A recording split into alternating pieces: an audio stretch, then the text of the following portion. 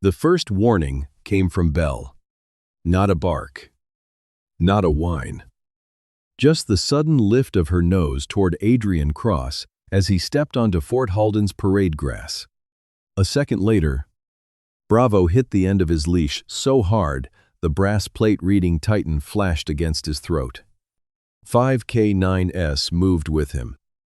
Not like pets losing control, but like soldiers answering an order buried deeper than language. Chairs scraped backward.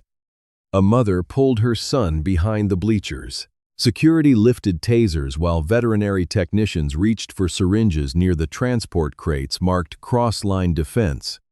At the fence, Earl Maddox stood beside his janitor cart. Gray coat hanging from narrow shoulders. One stained towel lifting in the wind. He looked like the easiest man in the yard to kill. Bravo charged straight at him. Scarred muzzle, low. Amber eyes locked on the old man's shaking hand. The crowd braced for blood. Then Bravo smelled the towel. Bleach. Rain. Old canvas. Puppy fur. And the hands that had once carried him through a freezing kennel night.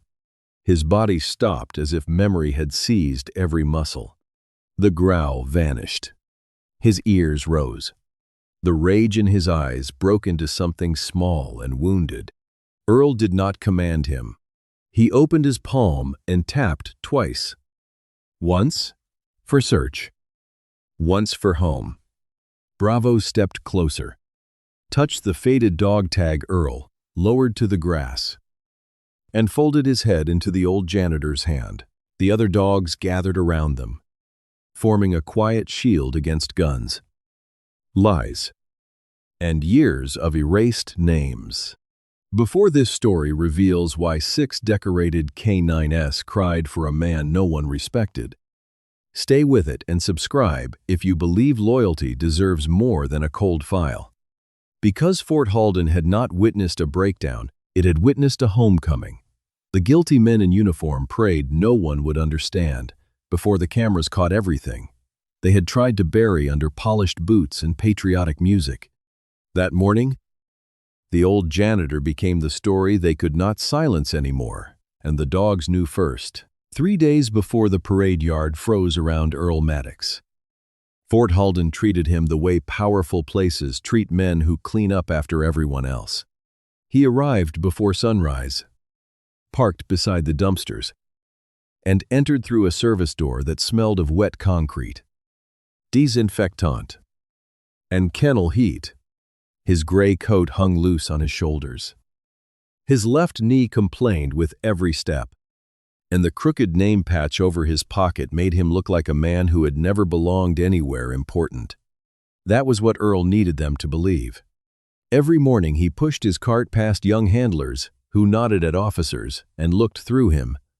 He emptied trash bins outside the behavior room, mopped paw prints from polished floors, and replaced towels in the medical bay where dogs were treated like equipment with pulse rates. No one noticed when he paused beside Bravo's kennel or when his hand hovered near the old canvas harness.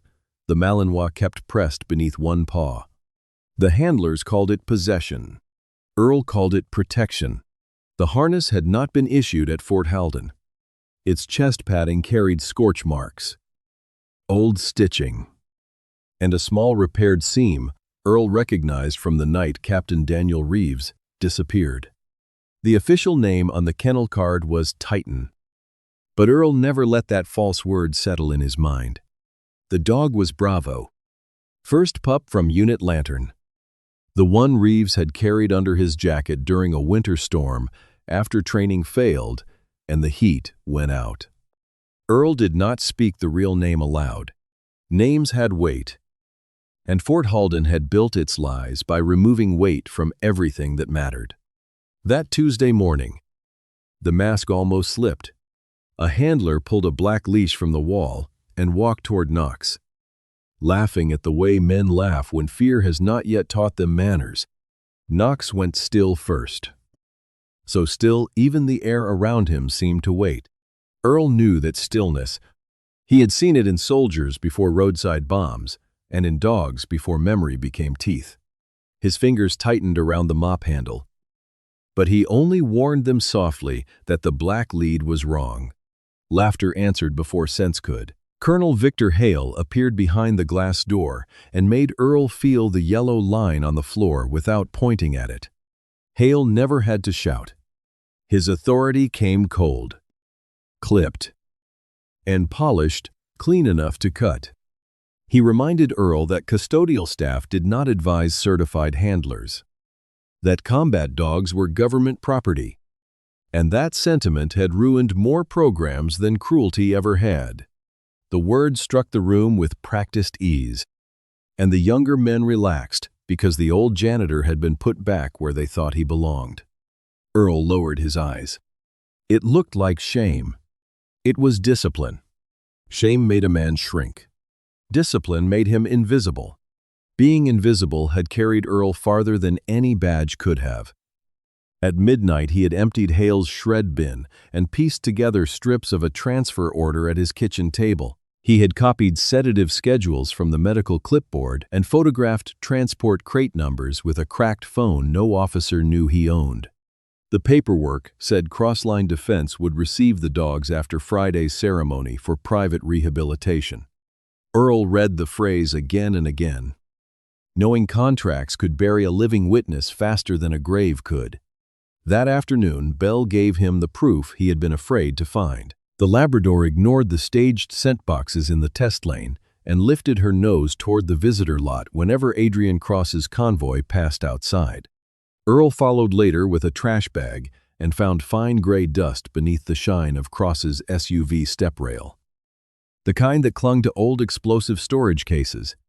He sealed a sample inside a coffee filter and hid it beneath the clean rags on his cart. By evening, Earl understood the ceremony was not a tribute. It was a handoff designed to move the dogs before truth could breathe. His old whistle felt heavy in his pocket. For the first time, remaining unseen was no longer enough to save them. By Wednesday morning, Fort Halden had stopped pretending the dogs were being evaluated and started building a case against them. The behavior room looked less like a kennel than a courtroom without a judge. All white light, cameras, clipped forms, and a long metal table where 6 folders waited with red stickers on their covers. Earl moved along the wall with a trash liner in one hand and a spray bottle in the other. Invisible enough to stay, close enough to hear the way service became liability once men wanted a signature. The first folder belonged to Bravo. Though the cover used the name Titan in thick black ink, the report called him handler reactive, possession-driven, unsafe for retirement, and recommended immediate transfer before public ceremony exposure increased risk. It described the Malinois guarding an old harness as obsessive behavior. But Earl knew better. That harness had once belonged to Captain Daniel Reeves, and the patched chest padding still held the tiny repaired seam Earl had sewn by hand before the final mission. Hidden behind that seam, or so Earl feared, was the reason Bravo had survived every attempt to strip the past from his body. Knox was brought in next, not because he needed testing, but because the staff needed proof. A young handler chose the black leash from the wall, the same color Earl had warned against the day before. Knox saw it and turned to stone. His body did not shake. His lips did not lift. He simply disappeared inward. The way a soldier disappears when the battlefield returns through one ordinary object.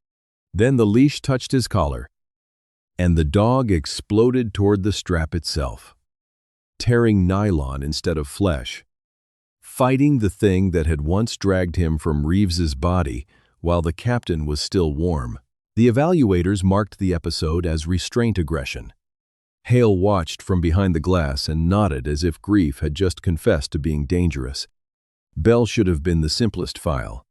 A Labrador trained to detect explosives either marked a scent or failed to mark it. That was how the officers saw the world. In clean boxes checked with clean pens. They placed staged samples in front of her. Fertilizer, powder, burned wire, fuel residue. All of it safe, controlled, and meaningless. Belle walked past each one. She did not hesitate until Adrian Cross's convoy rolled by the open bay door. Then her head lifted. Her nose worked the air, and her whole body angled toward the polished boots of the man who had come to buy the dogs. The failed scent asset was not failing. She was ignoring training theater and finding the real trace of explosive dust. Earl had already lifted from Cross's SUV step rail and hidden beneath clean rags on his cart. The file would call her useless because usefulness had become a threat. The other folders passed more quickly, which somehow made them crueler. Mercy was reduced to noise instability because helicopters made her howl. Though Earl remembered the rescue bird that circled close enough to hear and never came down, Ranger was labeled unpredictable for striking at orange fabric, while the last route guide who led Reeves into the trap had worn that same color. Ghost was dismissed as medical resistant because no one could touch his rear leg. Yet the shrapnel buried there had never been removed because an untreated wound made a useful warning label. 3 lines for Mercy, Ranger, and Ghost were all the system needed to turn memory into malfunction. By noon, Hale had what he wanted. The dogs had reacted exactly where the buried mission touched them, and every reaction had been entered as evidence that they were too broken to keep. Earl watched signatures move across the pages with the calm efficiency of men closing a door on a burning room. The transfer to Crossline Defense was no longer presented as a business decision. It was public safety, medical necessity, humane containment, anything except what it truly was. The ceremony would praise the dogs in front of families, then load them into private crates before any outside review could question the forged names. The predated sedatives, or the old harness Bravo, would not surrender. If one dog crossed the safety line, sedation would be immediate. If sedation failed, disposal would follow. The trap was neat because every path to survival required the dogs to stop remembering. If this story is already making you think of a loyal animal who deserved more than a cold file, leave its name in the comments and share this before the truth reaches the parade yard. Subscribe and stay with Earl now. Because 3 days later, the lie met the dogs it had tried to silence, and the old man it erased. 3 days later, the story returned to the same parade yard where Bravo had first torn the grass under his claws. But now Earl understood what the cameras could not see. The ceremony was dressed as gratitude. It was really a handoff. Flags snapped above the bleachers. Families sat with programs in their laps, expecting medals and polite speeches. Behind the reviewing stand, 6 transport crates waited with fresh locks, each one marked for Crossline Defense. Earl pushed his cart along the fence, the old towel hanging from its handle, the rusted whistle heavy in his pocket, and the dog tag warm against his palm from how tightly he had held it all morning. He kept his head lowered because Hale had ordered him out of the camera line twice. But Earl was no longer trying to remain invisible. He was trying to stand close enough for the dogs to find him before the guns found them. Bravo stood in formation beside the false name Titan, shoulders rigid under the old harness. No handler had been able to remove. The repaired seam along the chest padding was strained, as if whatever slept beneath it had waited years for pressure. Belle stood 2 dogs down, calm except for the way her nose kept cutting through the air toward Adrian Cross. Cross looked polished enough for a recruitment poster. Dark suit, bright shoes, grieving face arranged for witnesses. But on his wrist, the field watch flashed again, and Bravo saw it, not as metal, as Reeves. As the last hand that had touched his head before fire swallowed the road, Cross stepped to the table to sign the transfer while Hale smiled beside him, and the helicopter display thudded beyond the hangars. The world tightened around 6 dogs at once. Bravo's body locked. Bell's nose found the real explosive dust beneath Cross's polished shoes. Knox bit the black lead before it could tighten. Ranger shifted toward Bravo, shielding the scarred shoulder that had never healed straight. Mercy lifted one broken howl toward the rotor sound. Ghost moved only when the veterinary tech reached for a syringe. Then the formation failed in the way truth fails a lie. Bravo surged first, and the leash burned through his handler's glove before snapping loose. Belle did not run at the crowd. She cut toward Bravo's left side. Eyes fixed on the old harness, Earl crossed the yellow line, with the cart still squeaking behind him. Security raised tasers. Hale's signal sliced the air. Earl did not shout. He did not use the whistle. He knew sound could become another weapon in a yard already full of them. He opened his empty hand and tapped 2 fingers into his palm. Once for search, once for home. The motion was almost nothing. Smaller than a prayer. But Bravo caught it in mid-lunge. His paws gouged the turf. His chest drove forward. The strained seam split, and a flat black wafer dropped from the harness padding into the grass.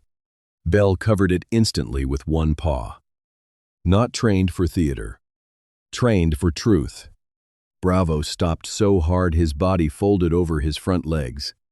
The growl vanished. His ears rose.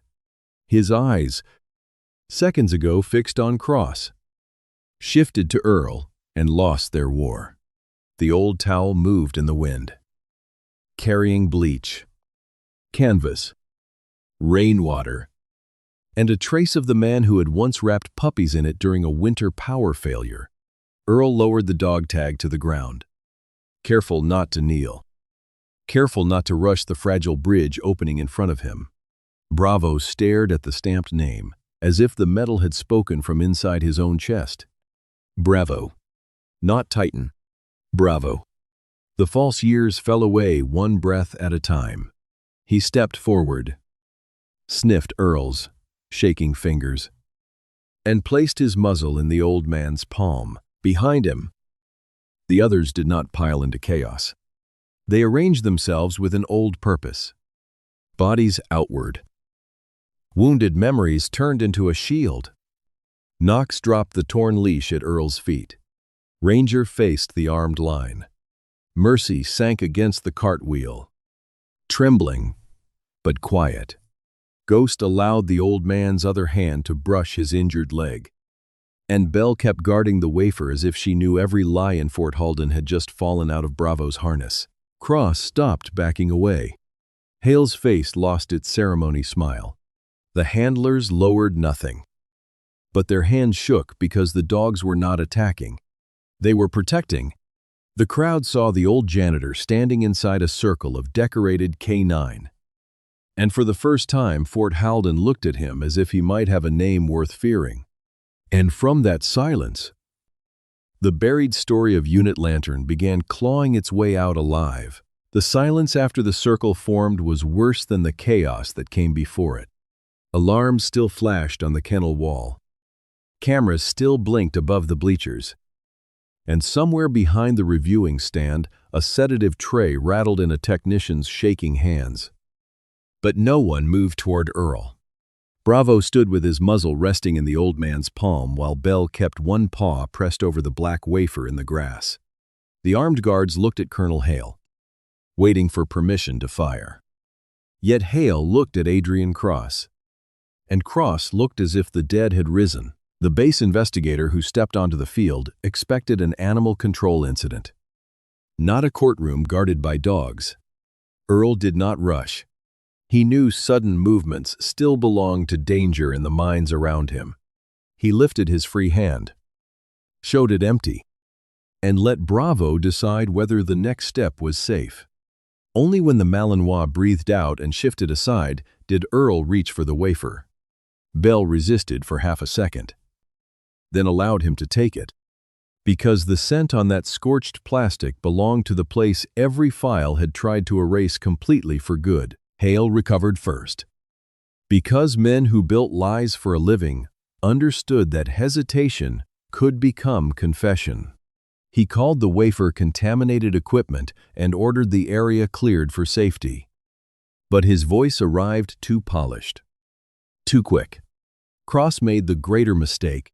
His hand went to the watch beneath his sleeve before any officer mentioned it.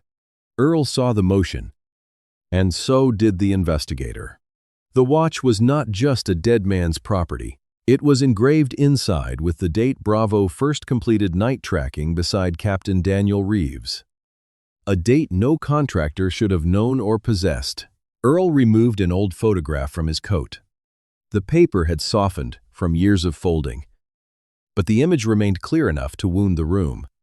There was Earl in uniform, younger and square-shouldered, standing in mud beside Reeves and a row of half-grown canines wearing their original names.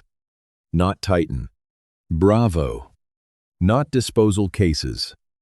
A knit lantern. The investigator entered the serial numbers stamped on the collars into a secure tablet. And the first locked record opened. Hale's transfer documents listed the dogs under a conventional kennel, but the archive named them as a classified recovery team trained by Earl. The second record opened only after the tablet requested a trainer code that Fort Halden claimed no longer existed. Earl typed it with 2 fingers. Slowly. Because those numbers had once meant responsibility and later became exile. Static crackled from the speaker. Rotor blades beat through the audio. A dog panted close to fabric. Then Reeves's voice came through. Faint with pain, but steady enough to change every face in the yard. He identified the ambush site. Reported that the extraction signal had been delayed deliberately. And named Adrian Cross as the contractor moving stolen weapons through rehabilitation contracts nationwide. The recording did not sound like a man inventing blame. It sounded like a soldier spending his last breath on instructions. Reeves ordered Bravo to carry the harness back to Earl Maddox, because Earl would recognize the repaired seam and know which dog could confirm the explosive residue. Behind Reeves's voice came Mercy's howl under circling blades. A burst of gunfire, then the scrape of something being dragged. Earl lowered his head when Knox whined at that sound. No one needed another report to understand what the black leash had meant in the dark for every dog left beside Reeves. The truth moved through the crowd in layers. Ranger's scar was not a training injury, but the mark of a dog pulling wounded men from a burning vehicle. Mercy's noise problem was the memory of rescue refusing to land. Belle's failure in scent work was obedience to a higher fact. Because she had ignored planted samples and found the real explosive trace on Cross. Ghost's protected leg was not stubbornness, but untreated shrapnel. Hidden because a proper surgery would have linked him to the ambush vehicle. What Hale had called instability was a map back to the crime itself alive. Hale tried to reclaim the narrative with paperwork. He pointed to predated forms, medical notations, and signatures dressed in language. But the investigator turned the pages in the opposite order. Sedatives had been scheduled before the dogs were evaluated. Transport crates had been ordered before the review board met. Crossline's contract had been approved before any dangerous behavior was recorded. The false names had not protected secrecy. They had severed the dogs from unit lantern, so no widow, inspector, or forgotten trainer could connect them to Reeves's final message. The evaluation had not discovered broken animals. It had manufactured them. Cross broke before Hale did. He stepped toward the transport crates. Not running yet. Just testing whether uniforms would still make room for money. Bravo lifted his head from Earl's palm. He did not snarl. That was what frightened Cross most. The dog simply watched him with the calm of a witness who no longer needed rage. When Cross turned, Ranger moved once, blocking the path, and the guards finally aimed at the man instead of the animals. The watch was removed from Cross's wrist, opened, and logged under Reeves's name. Cross had no legal reason to possess it ever. Earl should have felt victory. But belief arriving late has a cruel weight. He stood inside the circle of dogs, while families cried in the bleachers and young handlers stared at the leashes in their hands as if seeing them for the first time. The man they had called Janitor had not controlled the K9S with magic or sentiment. He had given memory permission to stand without being punished. By sunset, Fort Halden's parade yard had become something no ceremony planner intended. A place where witnesses, one erased trainer, and one dead captain forced the living to listen at last. Bid-dawn. Fort Halden no longer looked like a place that had planned a ceremony. The flag still hung above the reviewing stand, but the chairs were overturned. The transport crates were wrapped in evidence tape, and the grass where Bravo had stopped at Earl Maddox's feet was guarded like holy ground. The 6 K9S were not drugged, caged, or shipped away before sunrise. They slept in the command trailer with doors open and armed men outside, not to contain them, but to protect the evidence they had carried longer than any officer cared to admit. Bravo refused every handler until the intake officer crossed out Titan and wrote his true name in black ink. Only then did the Malinois lower his head onto Earl's boot and close his eyes. Justice came quietly at first. It came through investigators opening locked drives, matching Reeves's final recording to missing shipment numbers, and tracing Crossline Defense contracts through years of private rehabilitation programs that were never meant to heal anything. Adrian Cross was arrested before noon, still demanding a lawyer, while the watch from Captain Daniel Reeves was sealed in a clear evidence bag. Colonel Hale lost command that same day.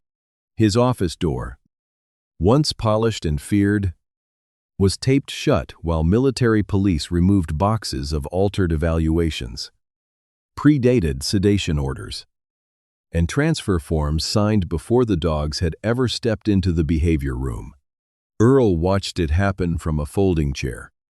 Bravo pressed against his knee, and felt no joy in seeing powerful men fall. He only felt the late, heavy ache of truth arriving after good people and loyal animals had already paid its price. Reeves's family arrived under escort that afternoon. His widow carried herself like someone who had practiced being strong for so long that tenderness felt dangerous. Beside her stood a boy old enough to understand grief, but still young enough to hope a dog might remember what adults could not explain. Bravo lifted his head when they entered. He did not charge, did not bark, did not hide behind Earl. He breathed in the cedar soap that had clung to Reeves's deployment letters, the cotton scent from a jacket kept in a drawer for too many years, and the quiet sorrow of a home that had been forced to mourn an incomplete story. He touched his nose to the widow's palm, then rested his muzzle against the boy's chest. In that moment, no camera mattered. The dog did not return Reeves, but he returned something the lie had stolen. The certainty that the captain had been brave, betrayed, and loved until his final breath. In the weeks that followed, Fort Halden changed in ways no speech could fake. The red stickers came off the files. The false names disappeared from kennel cards. Earl was offered a rank, a pension, and an apology. But the only title he asked anyone to use was trainer. He rebuilt the recovery wing around patience instead of force. Evaluation rooms gained windows, softer voices, and handlers taught to ask why before writing dangerous. The dogs healed at different speeds. Ranger stopped guarding every doorway. Mercy learned that distant rotors could pass without stealing anyone. Ghost walked after surgery without flinching. Bell taught young handlers to trust the truth beneath a scent, and Knox accepted a blue lead that never dragged him away from love. Months later, After a warm rain, Earl sat on the porch of a small house beyond the training fields. Bravo slept at his feet with Reeves's dog tag tucked under one paw and the rusted whistle resting on the table beside Earl's coffee. The other dogs moved through the grass during their weekly visit, loose and bright and unhurried, no longer forming ranks, unless play made them tumble into one. Reeves's widow had signed Bravo's retirement papers, naming Earl as guardian. Not because she wanted less of her husband in the world, but because his last order had trusted the old trainer above every uniform. Earl watched Bravo breathe and understood that justice had not erased the past. It had only stopped guilty men from owning it. When Earl tapped twice on the porch rail, Bravo opened one eye. He did not spring up like a soldier awaiting command. He sighed, placed his head back on Earl's boot, and slept. For the first time, he did not wake to protect the past. He slept because the past had finally been protected. Thank you for staying with this story to the end. If Bravo and Earl earned a place in your heart, leave a comment for them. Share this story with someone who believes loyalty still matters. And subscribe to support the channel and follow the next K9 story waiting to be told very soon.